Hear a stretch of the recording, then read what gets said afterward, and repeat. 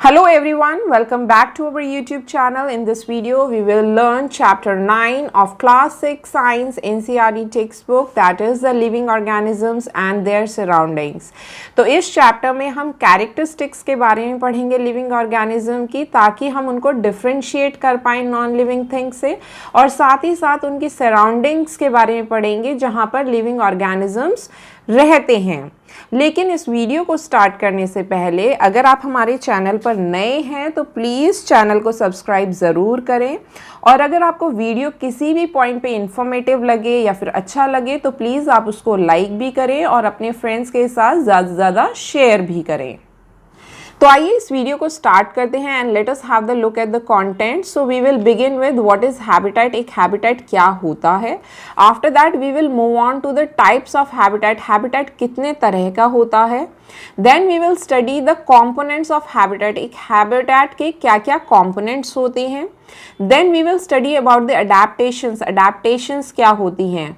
After that we will study the adaptations in the plants and animals of the various habitat. Various habitats के plants and animals में जो adaptations हैं उनके बारे में पढ़ेंगे। And lastly we will study the characteristics of the living things. Living things की क्या क्या कैरेक्टरिस्टिक होती हैं। लेकिन ये जो चैप्टर है ये थोड़ा सा लेंदी है, तो इसको हमने दो पार्ट्स में डिवाइड किया है, पार्ट 1 और पार्ट 2। तो पार्ट 1 में हम लोग पढ़ेंगे हैबिटेट के बारे में और अडेप्टेशंस के बारे में, और पार्ट 2 में हम लोग पढ़ेंगे characteristics of the living things. So let's begin. Habitat. Habitat का मतलब क्या होता है। हैबिटेट का मतलब होता है होम, जिसका मतलब होता है घर। So habitat is a place where plants and animals live. Habitat एक वो जगह होती है जहाँ पर प्लांट्स और एनिमल्स रहते हैं। अब कहाँ कहाँ रहते हैं। फॉरेस्ट, जंगल में भी रहते हैं, डेजर्ट, रेगिस्तान के अंदर भी रहते हैं, माउंटेन्स पर भी रहते हैं। देन कुछ प्लांट्स और एनिमल्स तो वाटर के अंदर भी रहते हैं, जैसे कि पॉन्ड, लेक, रिवर, ओशन। तो ये सभी क्या है, these are the examples of habitat. Then living organism they need food, water, air, shelter for their survival. तो किसी भी लिविंग ऑर्गेनिज्म को जीने के लिए इन सभी चीज़ की ज़रूरत होती है। तो ये सभी चीज़ें कौन प्रोवाइड करता है। It is the habitat. Habitat provides everything an organism need for its survival. तो हैबिटेट वो सभी चीज़ें प्रोवाइड करता है एक ऑर्गेनिज्म को जो कि उसको अपने सर्वाइवल के लिए ज़रूरत होती है। लेकिन अगर एक हैबिटेट के अंदर इनमें से किसी भी चीज़ में शॉर्टेज हो जाती है तो लिविंग ऑर्गेनिज्म का उस पर्टिकुलर हैबिटेट में सर्वाइवल डिफिकल्ट हो जाता है, एंड फाइनली लिविंग ऑर्गेनिज्म जो होते हैं they die out. Now different organisms they lives in different habitat. अब हमने देखा है प्लांट्स के अंदर भी काफ़ी वैरायटी होती है और एनिमल्स के अंदर भी काफ़ी वैरायटी होती है। सो डिफरेंट ऑर्गेनिजम्स जो होते हैं वो डिफरेंट हैबिटेट्स में रहते हैं। फॉर एग्जांपल कैक्टस एक तरह का प्लांट है जो कि डेजर्ट के अंदर ग्रो करता है, तो कैक्टस का हैबिटेट हुआ डेजर्ट। Then lotus. लोटस पानी के अंदर ग्रो करता है, तो लोटस का हैबिटेट होता है पॉन्ड। देन फिश एक एक्वाटिक एनिमल है जो पानी के अंदर ही रहती है, तो इसके हैबिटेट्स हो सकते हैं pond, lake, river, ocean. Then earthworm. Earthworm soil के अंदर रहता है, तो अर्थवर्म का जो हैबिटेट होगा that is the soil. Then camel. It is most commonly found in the desert areas. तो कैमल का हैबिटेट क्या हुआ, डेजर्ट। सिमिलरली टाइगर जो होते हैं वो ज़्यादातर फॉरेस्ट के अंदर रहते हैं, तो टाइगर का जो हैबिटेट हुआ वो हुआ फॉरेस्ट। नाउ ये भी पॉसिबल हो सकता है कि several kind of plants and animals they may share the same habitat. ऐसा नहीं है कि अब डिफरेंट प्लांट्स और एनिमल्स वो डिफरेंट हैबिटेट में रहते हैं। ऐसा भी हो सकता है कि एक same habitat it is being shared by several kinds of plants and animals. For example अगर हम पॉन्ड हैबिटेट की बात करें तो पॉन्ड हैबिटेट में डक्स भी रहती हैं, फिशेस भी रहती हैं, फ्रॉग्स भी रहते हैं। देन यहाँ पर डिफरेंट तरीके के प्लांट्स भी ग्रो करते हैं, जैसे कि वाटर लोटस। तो ये सभी क्या है, these are different kinds of plants and animals which are sharing the same habitat. Now moving on to the types of habitat. अब हैबिटेट कितने तरह के होते हैं? हैबिटेट दो तरह के होते हैं। First is the terrestrial habitat and second are the aquatic habitat. तो टेरेस्ट्रियल हैबिटेट के अंदर क्या होता है, जो प्लांट्स और एनिमल्स होते हैं वो लैंड के ऊपर रहते हैं, ज़मीन के ऊपर रहते हैं। नाउ एग्जाम्पल्स होते हैं टेरेस्ट्रियल हैबिटेट के, जैसे कि डेजर्ट, फॉरेस्ट, माउंटेन, ग्रासलैंड। तो इन सभी हैबिटेट्स के अंदर जो प्लांट्स और एनिमल्स रहते हैं वो लैंड के ऊपर रहते हैं। Then aquatic habitat. Aquatic habitat के अंदर क्या होता है कि जो प्लांट्स और एनिमल्स होते हैं वो पानी के अंदर रहते हैं, लैंड पर नहीं रहते। So aquatic habitats are the water based habitat. ये वाटर बेस्ड हैबिटेट्स होते हैं। इनके एग्जाम्पल्स होते हैं ocean, pond, lakes and the rivers. Now let us study the components of habitat. भले ही हैबिटेट टेरेस्ट्रियल हैबिटेट है या फिर एक्वाटिक हैबिटेट है, किसी भी हैबिटेट के दो कंपोनेंट होती हैं। So first one is the biotic component and second one is the abiotic component. तो बायोटिक कंपोनेंट के अंदर आते हैं लिविंग बींग्स जैसे कि plants, animals and micro organisms, और एबायोटिक कंपोनेंट के अंदर आते हैं नॉन लिविंग थिंग्स जैसे कि rock, soil, air, water, sunlight and temperature.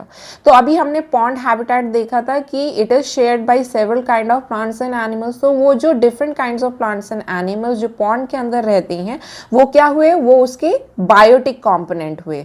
और पॉन्ड के अंदर क्या होता है, पानी होता है, देन सॉइल भी होती है, रॉक भी होता है, एयर भी होती है, सनलाइट भी होता है और वाटर का एक पर्टिकुलर टेम्परेचर भी होता है। तो ये सभी क्या हुए, पॉन्ड हैबिटेट के एबायोटिक कंपोनेंट्स हुए।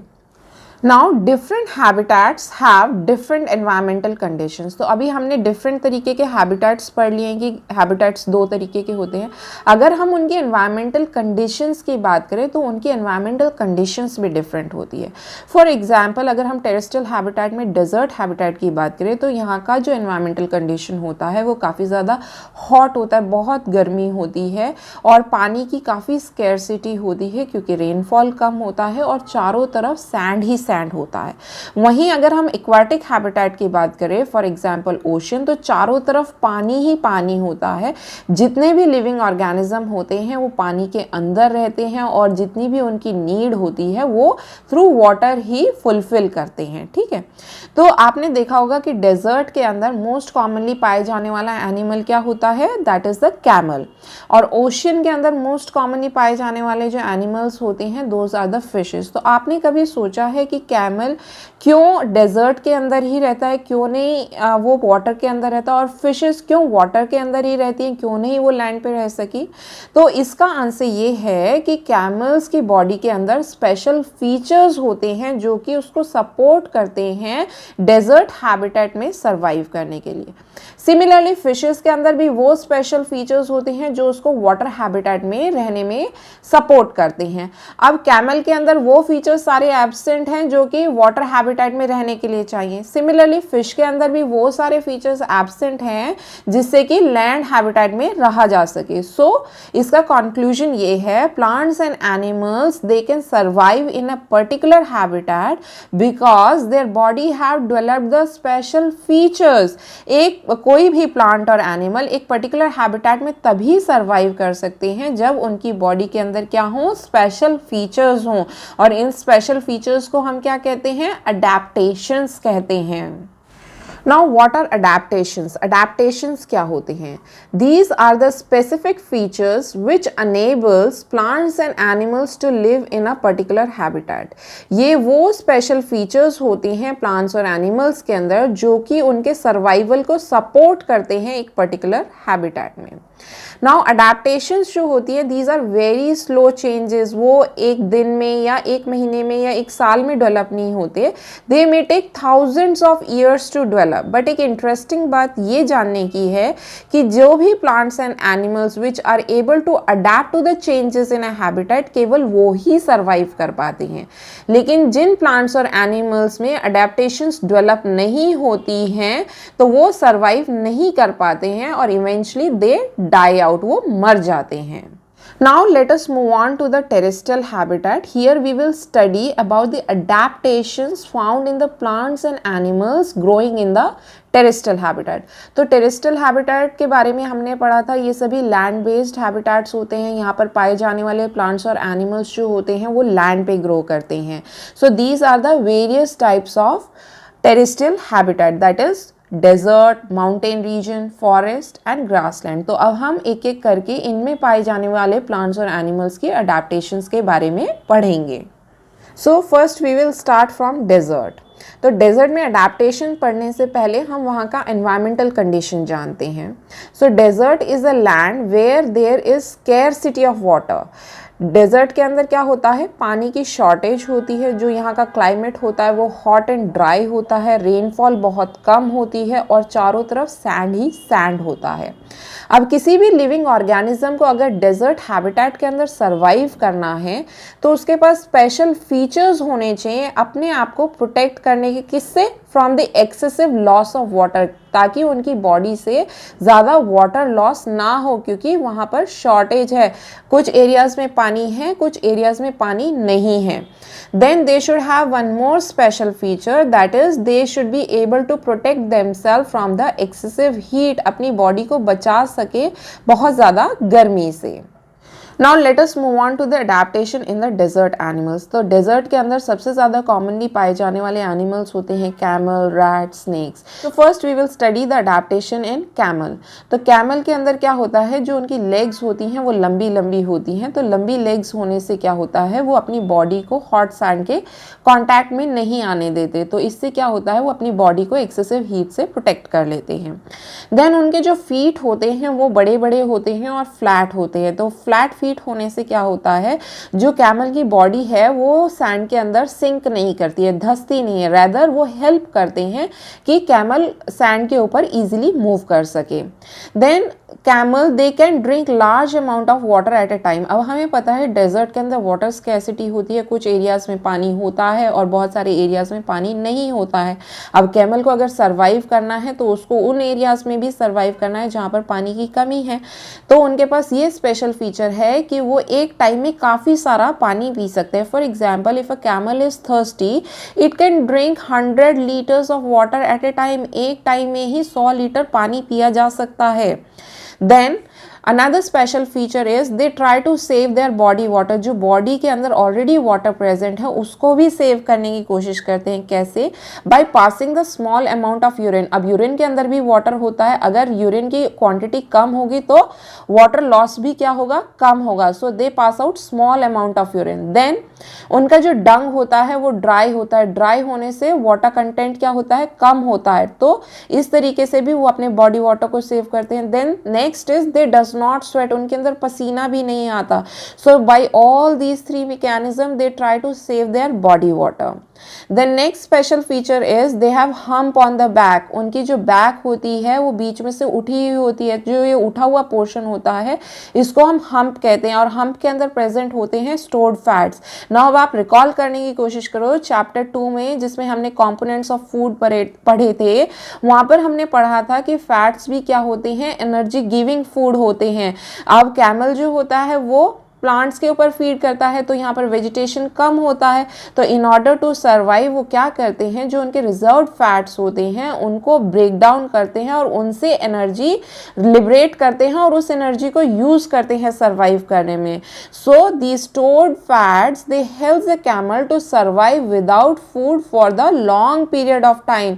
तो ये जो स्टोर फैट होते हैं ये हेल्प करते हैं कैमल को सर्वाइव करने में without food for a long period of time. So now let us move on to the desert rats and snakes। अब rats और snakes भी desert के अंदर रहते हैं, लेकिन ये तो बहुत छोटे छोटे एनिमल्स होते हैं। इनके पास तो लंबी लंबी टांगे नहीं होती अपने आप को एक्सेसिव हीट से प्रोटेक्ट करने के लिए। तो अब इनके अंदर क्या क्या स्पेशल फीचर्स होते हैं, तो ये क्या करते हैं, जो लैंड होता है उसके अंदर बरोज को डिग कर लेते हैं, मतलब बिल बना लेते हैं।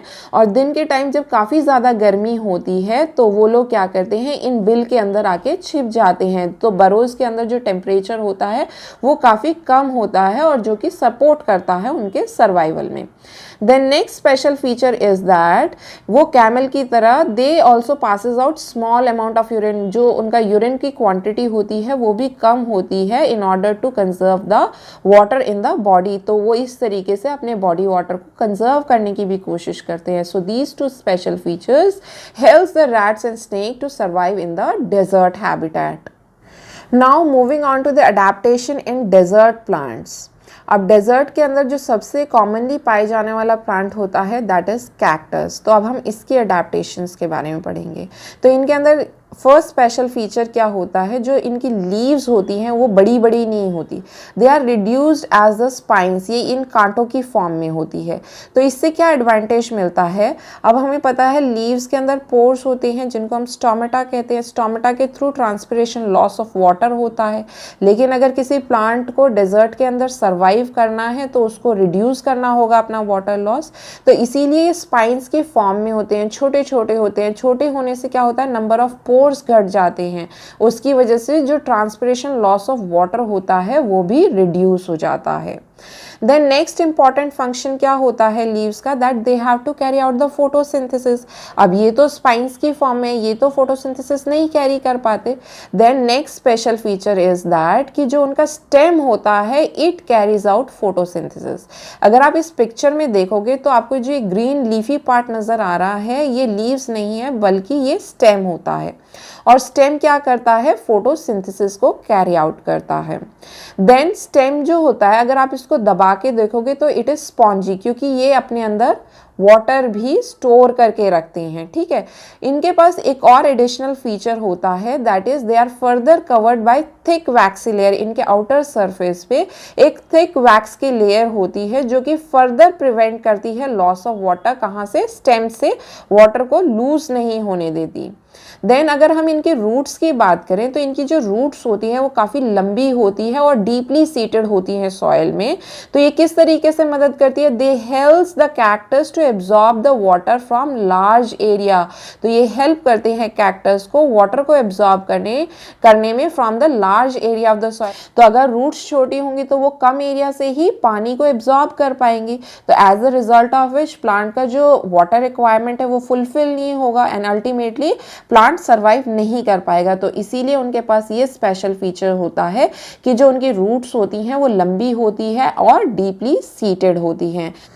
Now let us move on to the mountain habitat. अब माउंटेन हैबिटेट में अडेप्टेशंस पढ़ने से पहले let us try to understand its climate. तो वहाँ पर जो क्लाइमेट होता है काफ़ी ठंडा होता है, ठंड पड़ती है, विंडी होता है, तेज़ तेज़ हवाएं बहती हैं और रेनफॉल भी बहुत ज़्यादा होता है। और विंटर्स के अंदर तो स्नोफॉल भी होता है, लेकिन विंटर्स के अंदर कई बार टेम्परेचर इतना लो हो जाता है कि जो सॉयल का वाटर होता है वो भी फ्रीज़ कर जाता है। अब जब सॉयल का वाटर फ्रीज़ कर जाएगा तो जो रूट्स होती हैं प्लांट्स की वो उस वाटर को एब्जॉर्ब नहीं कर पाती हैं। Now let us study the adaptations in the plants of mountain habitat। अब plants किस तरीके से सर्वाइव करते हैं इतने ठंडे क्लाइमेट में। तो कॉमनली फाउंड किए जाने वाले जो प्लांट्स होते हैं माउंटेन्स के, these are pine trees, oak trees and deodar trees. तो अगर इनके स्पेशल फीचर्स देखें तो मोस्टली जो ट्रीज होते हैं वो कोन शेप्ड होते हैं, इस तरीके से कोन की शेप में होती है, और उनकी जो ब्रांचेस होती हैं वो स्लोपिंग होती हैं, नीचे की तरफ इस तरीके से झुकी हुई होती हैं। तो इससे क्या होता है, जब ज़्यादा रेनफॉल होती है या फिर स्नोफॉल होती है तो वो प्लांट के पार्ट्स पे इकट्ठे नहीं होते, रादर वो नीचे की तरफ फिसल के और ग्राउंड पे गिर जाते हैं, जिसकी वजह से क्या होता है, ट्री को कोई डैमेज नहीं होता। Then next special feature is उनकी जो लीव्स होती हैं वो निडल शेप की होती हैं। अब निडल शेप की होने से उनको क्या एडवांटेज होता है, अब हमने पढ़ा था कि वहाँ का वेदर बहुत ज़्यादा विंडी होता है जिससे ट्रांसपिरेशन लॉस ऑफ वाटर ज़्यादा हो सकता है। In order to conserve their water वो निडल शेप की होती है, जिसकी वजह से क्या होता है, ट्रांसपिरेशन लॉस ऑफ वाटर भी कम होता है।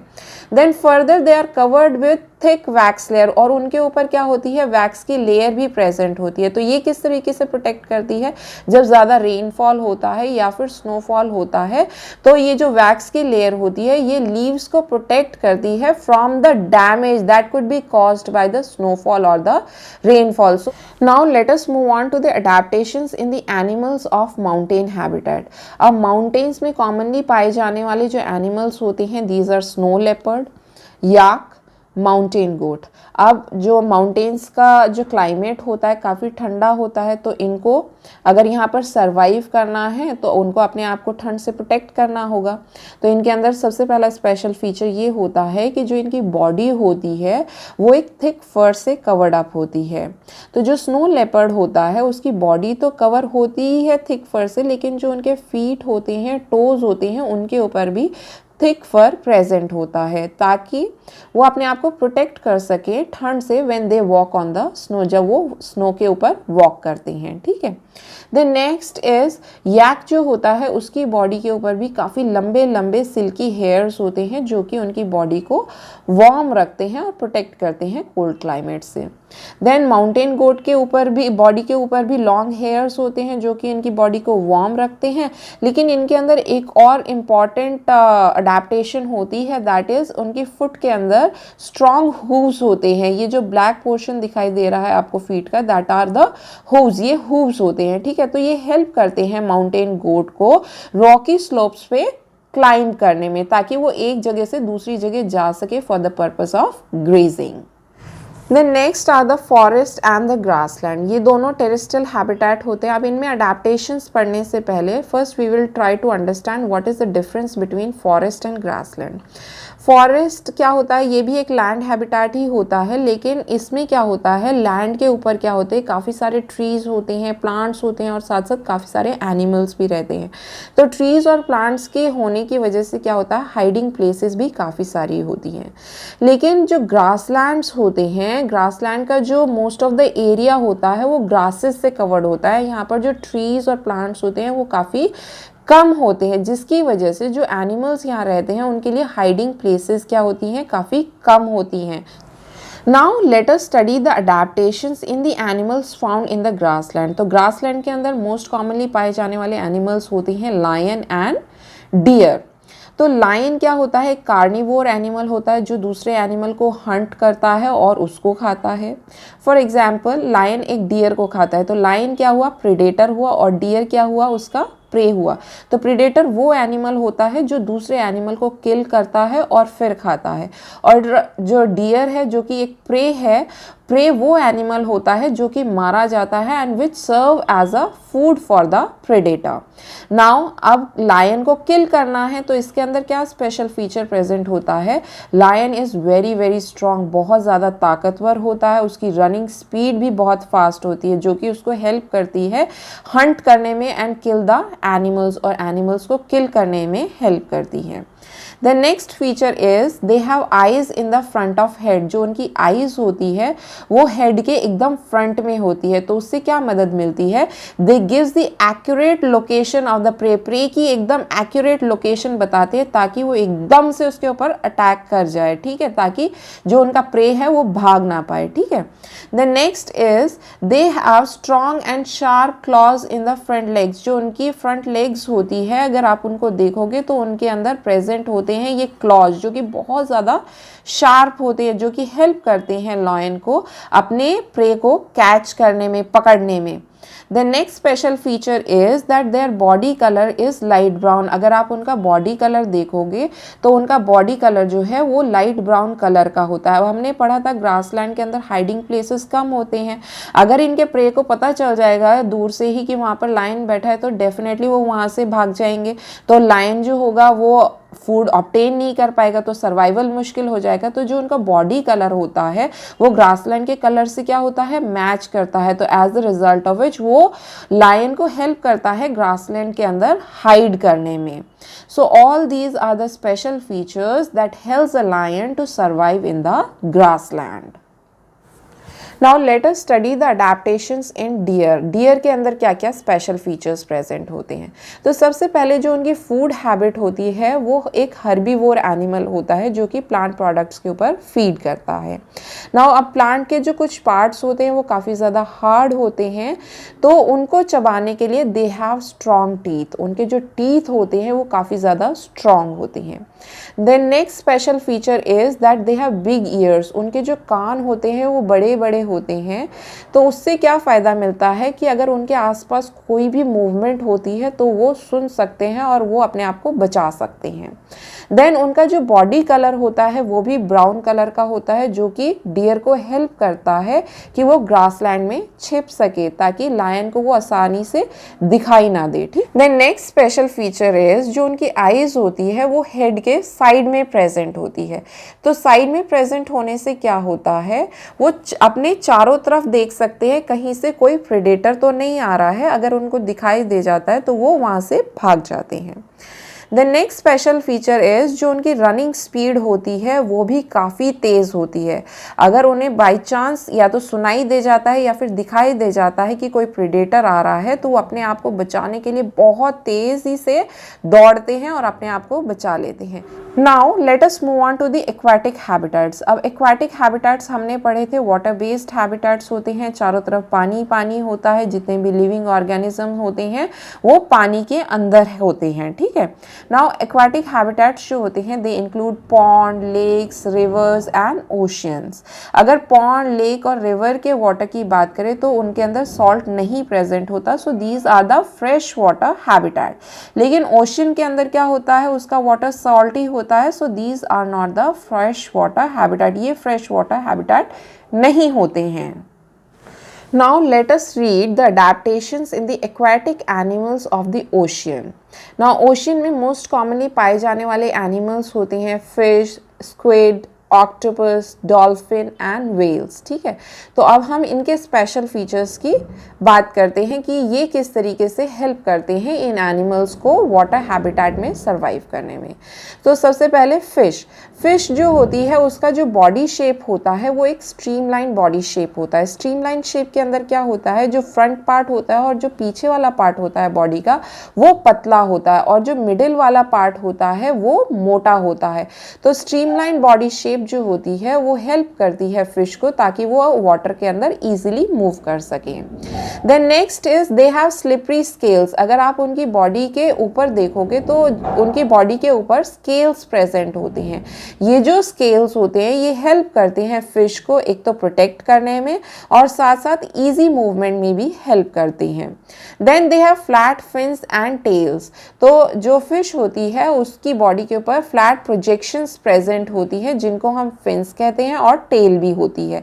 तो ये जो फिन्स होते हैं ये हेल्प करते हैं फिश को in balancing the body in the water. Water के अंदर उनकी बॉडी को बैलेंस करने में हेल्प करते हैं और साथ साथ डायरेक्शन को चेंज करने में भी हेल्प करते हैं।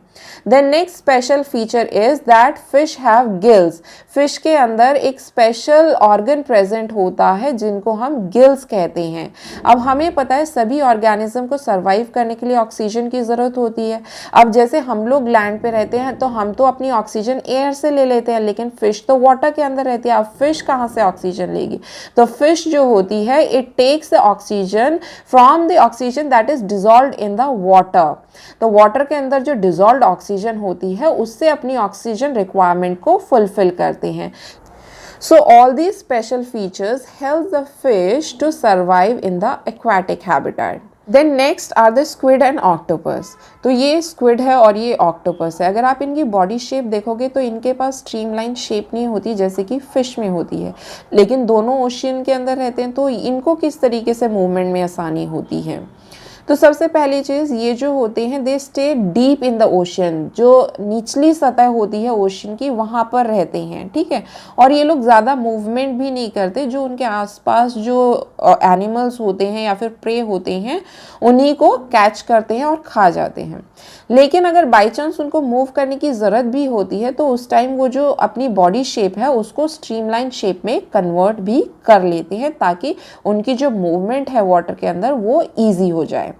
द नेक्स्ट स्पेशल फीचर जो प्रेजेंट होता है that is both of them they have gills. अभी हमने पढ़ा था फिश के अंदर गिल्स होते हैं जो कि उसको हेल्प करते हैं ऑक्सीजन यूज करने में, जो वाटर के अंदर प्रेजेंट होती है।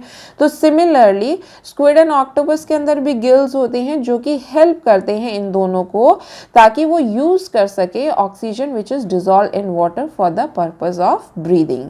So these two special feature help the squid and octopus to survive in the ocean. Now next sea animals are the dolphin and whales. अभी हमने देखा था कि फिश में, स्क्विड में, ऑक्टोपस में गिल्स होता है जिसकी वजह से वो ब्रीथ कर पाते हैं, लेकिन जो डॉल्फिन और वेल्स होते हैं उनके पास गिल्स नहीं होते। तो लेकिन ऑक्सीजन तो सभी को ज़रूरत है सर्वाइवल के लिए, तो ये अपनी ऑक्सीजन कैसे लेते हैं? तो इनके अंदर प्रेजेंट होते हैं नॉस्ट्रिल्स, जिनको हम ब्लो होल्स भी कहते हैं। और ये कहाँ प्रेजेंट होते हैं? They are present on the upper part of the head. ये एक डॉल्फिन है और ये एक वेल है, ठीक है। तो आपने देखा होगा कि जो डॉल्फिन्स होती हैं वो टाइम टू टाइम बाहर आती हैं, इवन वेल्स भी बाहर आती है। तो वो क्या करती हैं, जब वो बाहर आती है तो वो इस नॉस्ट्रल के थ्रू काफ़ी सारी एयर को अंदर के साइड ब्रीथ कर लेती है। तो एज अ रिजल्ट ऑक्सीजन उनकी बॉडी के अंदर पहुंच जाता है। After that they goes into the water, फिर वो वापस अंदर चली जाती हैं और फिर वो अंदर भी काफ़ी समय तक रह लेती हैं विदाउट ब्रीदिंग, ठीक है। तो जब उनको ऐसा लगता है कि उनको वापस से ऑक्सीजन की ज़रूरत है तो टाइम टू टाइम वो क्या करती है, वापस से सरफेस पे आती है, फिर से काफ़ी सारी एयर को ब्रीद इन करती है और फिर से अंदर चली जाती है। So all these features they help the dolphins and whales to survive in the ocean.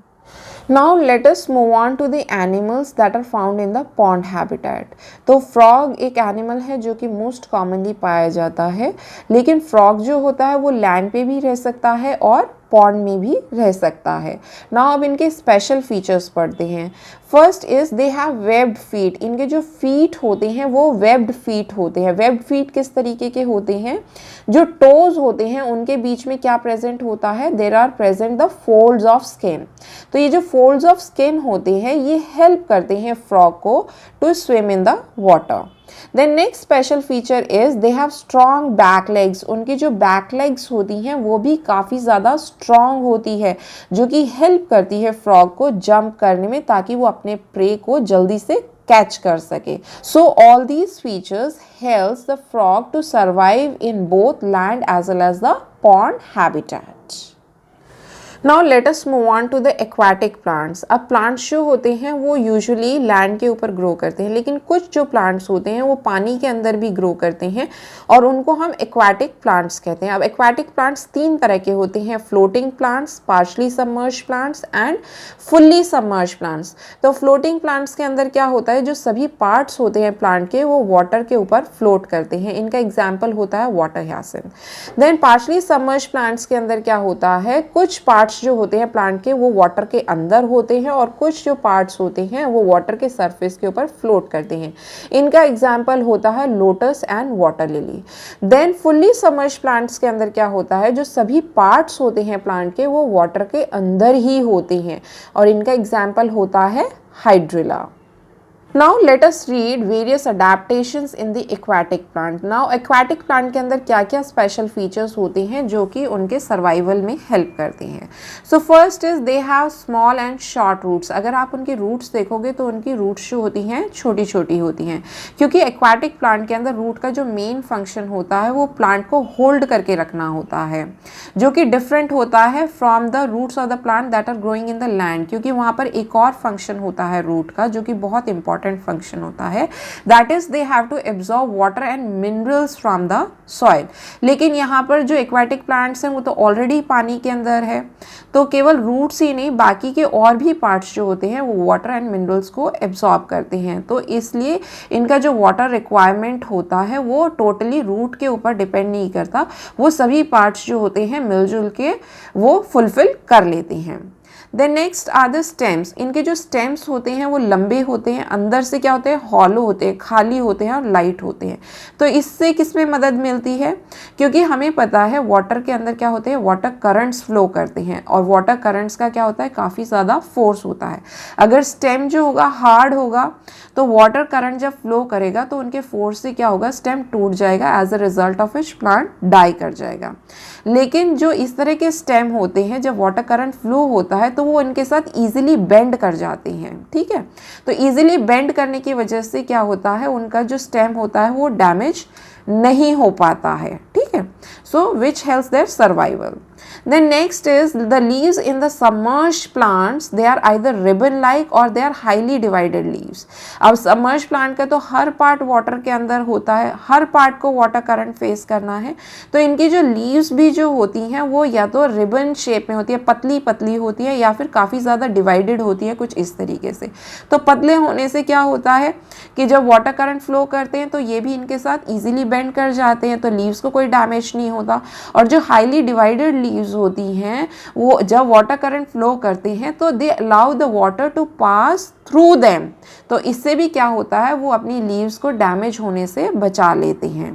So all these features help the aquatic plant to survive in the aquatic habitat. So with this we complete the part 1 of this chapter, that is the habitat and the adaptations in the plants and animals। और जो इसका next part है वो हम next video में पढ़ेंगे। तो I hope कि आपको ये पार्ट समझ आया होगा। If you have any doubt related to this part you can write in the comment section below. और अगर आपको वीडियो किसी भी पॉइंट पे अच्छी लगी हो, इन्फॉर्मेटिव लगी हो, तो प्लीज़ आप वीडियो को लाइक ज़रूर करें। It gives me motivation to make more and more videos. और वीडियो को ज़्यादा से ज़्यादा शेयर भी करें अपने फ्रेंड्स के साथ, और साथ ही चैनल को सब्सक्राइब भी करें। So thanks for watching.